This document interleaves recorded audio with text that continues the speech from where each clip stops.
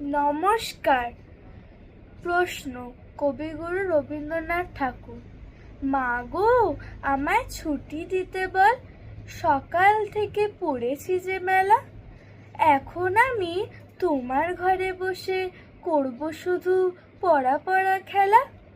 তুমি বলছো দুপুর এখন সবে, না হয় যেন সত্যিই হলো তাই। একদিনও কি দুপুরবেলা হলে বিকেল হলো মনে করতে নাই? আমি তো বেশ ভাবতে পারি মনে, সূর্যি ডুবে গেছে মাঠের শেষে।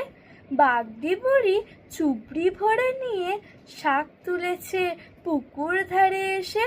আধার হলো মাদার গাছের তলা, কালি হয়ে এলো দিঘির জল।